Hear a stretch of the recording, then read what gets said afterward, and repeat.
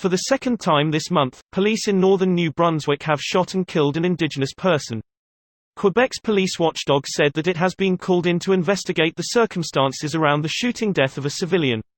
Here's a summary of the article. For the second time this month, police in northern New Brunswick have shot and killed an Indigenous person. Quebec's police watchdog said late Friday that it has been called in to investigate the circumstances around the shooting death of a civilian near Miramichi, 170 kilometers northeast of Fredericton. Police allegedly used a stun gun several times without success, said the BEI in a news release, and the man was reportedly shot when he charged at police. The Quebec agency was called in because New Brunswick does not have an independent body that probes police actions involving serious injury or death. New Brunswick RCMP were not immediately available for comment. The fatal shooting comes as the use of force by police in Canada, particularly against Black and Indigenous people, is under scrutiny. Moore, 26, was from Tlaloquiart First Nation in BC but had recently moved to northeastern New Brunswick to be closer to her young daughter. This post received a score of 8,100, with an upvote ratio of 95%. Here are the top comments in response to this article. Might be a stupid question here, but why is the Quebec police watchdog being called? Is there no New Brunswick police watchdog? New Brunswick is tinny. Quebec often steps in to provide services. I'm in New Brunswick and I can definitely say they help with the drug supply big time lol. I've been in New Brunswick once. I don't know if Campbellton represents the province, but if so, I understand that you need help. There are definitely more urban areas than Campbellton, but even those places have a ton of people with serious problems. Charged at the police with a knife, after several attempts to tase him.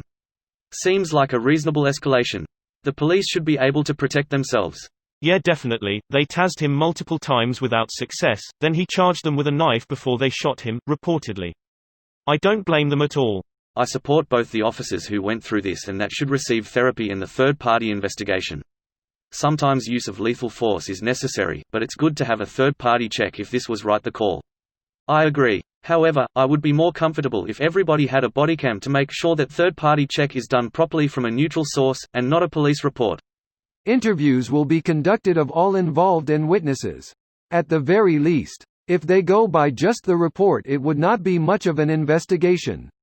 As an American one, I'm jealous of how y'all's discussion on this topic just stayed so cordial. This is just two people. Lots of us are fucking pissed, and there's just zero excuse not to have body cams on all cops at this point. It's 2020, and more doorbells have cameras than fucking cops. So, here's the thing. They trialed them in Toronto and most, like 99.99% of cops liked having them, but the city said no because just to store the video is about $50 million a year. Yeah, you read that shit right. Yeah, if they store every minute of video. Have some people doing simple review of the footage. We don't need 6 hours of Bob Joe sitting at the speed trap with nothing happening. Hell, use it for police training. This is how a traffic stop for speeding is supposed to go. And this is how it isn't supposed to go. And any time any force is used, have the relevant footage marked for extended filing. There's 100 small ways to keep costs down and maximize all of the footage as training resources, and they're just not looking at it the right way. I don't disagree, but I'm not the person making the rules. It was a bunch of lawyers that decided that if there's video, it needs to be stored. That way no one can say, oops, it was deleted. So, all, or nothing. 50 million is just the start, you should read the full report. It also takes a long time to upload the footage, so the officer has to go in for shift early just to upload it too, costing extra $. I'm sure over time it'll get better, but for now the cameras are far from perfect. This video was automatically created by Reddit to speech.